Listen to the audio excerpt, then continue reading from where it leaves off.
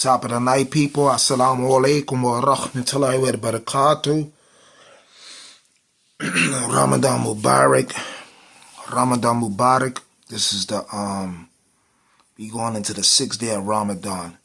And I wanted to say this, right? You know, I've been Muslim since 1989. And every year during Ramadan, you know, we always have Ramadan Muslims like all year round. Dudes smoke, drink, kill, steal, rob. And then for Ramadan, they get super holy. And then, you know, they come to the Eid. Sometimes they fight at the Eid. Sometimes they don't. Lately in the Bronx and in Philly and stuff, there's been chaos at the Eids. You know, some of the Eids, not all the Eids. Right? But when Ramadan is over, these people go back to their demonic, chaotic ways. Right? And there's an ayat in the Quran, Surah 39, ayat 29, and it says, a person with many masters is not the same as a person with one master. So as Muslims, we know we all Abdullahs, we all servants of Allah, we all slaves of Allah. And there's no God but Allah, and the one above all is our master, right? But you have these other people, they have numerous masters. They got big homies, OGs, and stuff like that, right? You have a lot of people infiltrating the deen. A lot of gang members is turning Muslim, but they still in a gang. You know, it ain't like they turning Muslim and then leaving the gang behind and completely doing a 180 degrees turn and going full Islamic. These dudes be Muslim and still be Blood, Crip, Gangster Disciple, whatever they is. You know, it's a lot of gang members coming into Islam.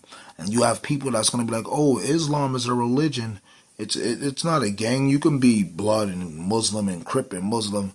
No, you can't, because you cannot serve two masters. That's one.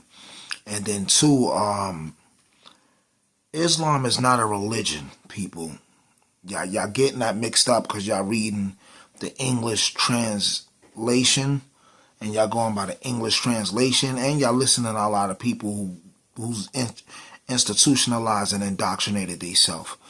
So Islam, the deen of Islam, your deen is your contract. So when a person be like, yo, I'm on my deen, that mean they fulfilling their contract to Allah subhanahu wa ta'ala.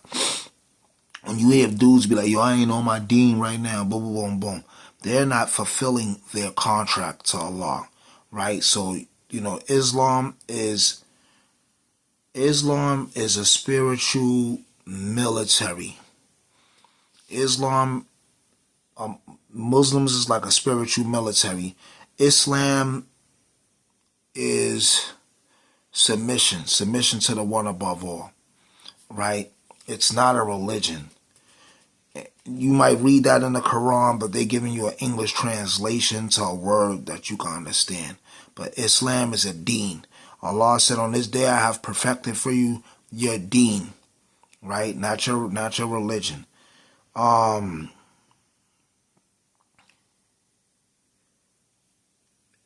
Islam, Muslims is a spiritual military. That's why in Islam, there's a lot of wars. When you study Islamic history, there's been wars. Ever since Islam came into effect, there's been a lot of wars.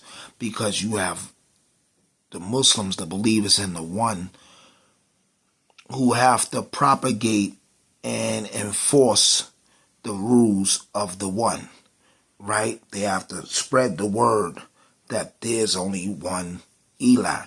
And, you know, when you study Islamic history, there's tons of wars, and there's always Muslims, the worshippers of one, fighting against those who idol worship, who's deviated in paganism and all type of demonic stuff, right? The reason why I'm really big on that. That's one of my pet peeves, dudes being Muslim and Blood, Crip, and Muslim and Crip, Blood and Muslim, and all these gangs in Muslim, right? Because in prison, you know, when I did my 13 years in prison, you had dudes who couldn't live in certain jails, right? Like prime example, you had a lot of Bloods on reconciling, cutting people. But then when they came to Green Correctional Facility in 1997, 1998, when I was there, Green had like 15 different Crip sets. The Bloods couldn't live. A lot of them was getting cut, ran out. The Crips was Jedi mind tricking them, like wearing red, and when the Bloods would come through reception, they hit them with the brrr, speak a few codes, because remember, they done ambushed like 300, 500 Bloods previously, so they got codes and all that, so they speaking codes, and the Bloods would be thinking they going to a dorm with Bloods, and they be Crips, and they get cut or ran out the jail. Some Bloods, when they came to the jail, they turned Muslim.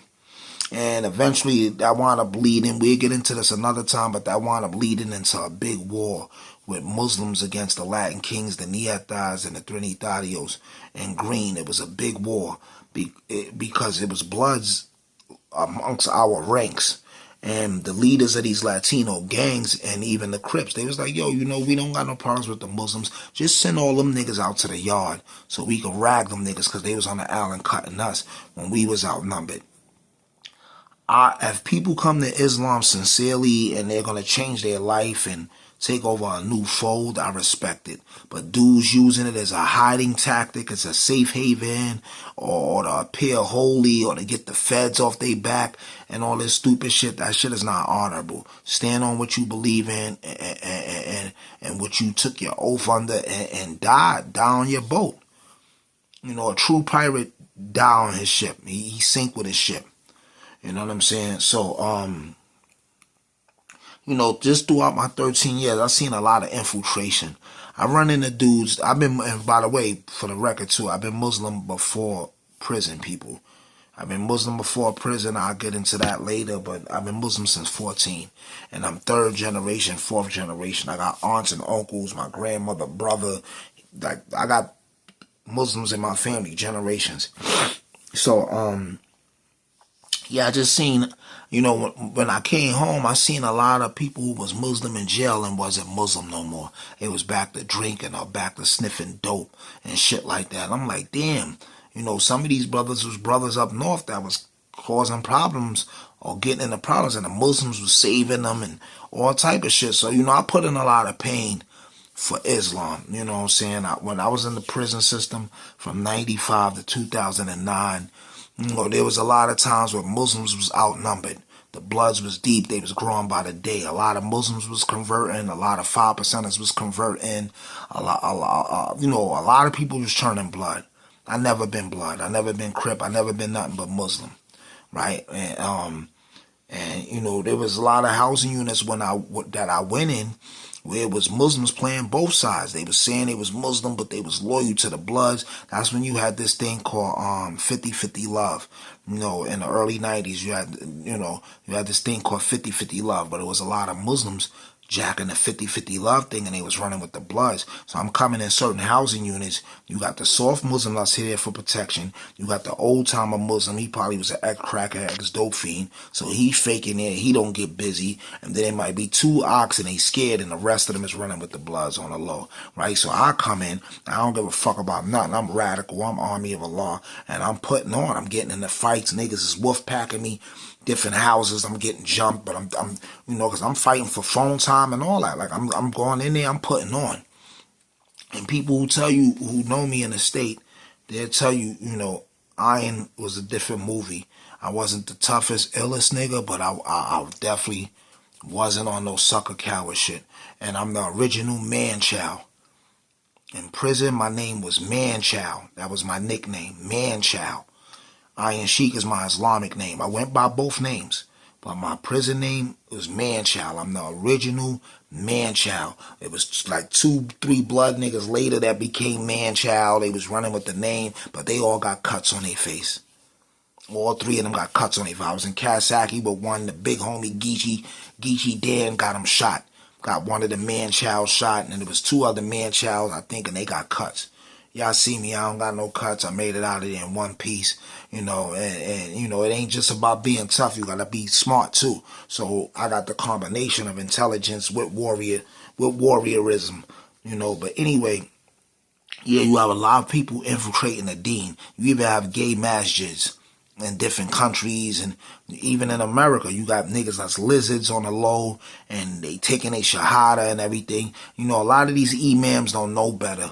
They just happy, and you know that people want to take their shahada, and these imams, their intentions are sincere. These imams think, you know, they spreading the deen, and they just bringing people to the call of Allah, and that's all they want to do. These imams ain't thinking from a security point of view and a security aspect, right? But Muslims like me, who's radical, who on warrior time, who's on mujahideen time, who've been putting on for the deen and different stuff like that, and making sure brothers wasn't oppressed and all that, it always bothers us. And, you know, I'm real conscious of this. You know, that's why I don't trust a lot of brothers and stuff like that. You got to show me. You got to show me like you're fully, you know, you're fully on your deen, or you know you striving hard and Allah is your God and your loyalty is to Islam, right? Because you know there's stories in Islam where it was hypocrites and infiltrators, and they was killing Muslims during Salat when Muslims was praying. That's how Ali, the fourth Khalifa, he got stabbed in Sajda. Sajda position is when our face is on the ground, because Ali was a great Islamic warrior and people couldn't beat him. So they waited till he was praying, and when he was prostrating, they chopped his head off. That's the story behind Ali. But anyway, in conclusion, real quick, Prophet Muhammad had a close companion named Hudayfa, alayhi salam, Hudayfa. So Hudayfa is a well-known Muslim, but he was one of the Prophet Muhammad's companions. He was one of his sahabas. So Prophet Muhammad told Hudayfa who all the hypocrites was. He put him on like, yo, this the hypocrite. This nigga's a hypocrite.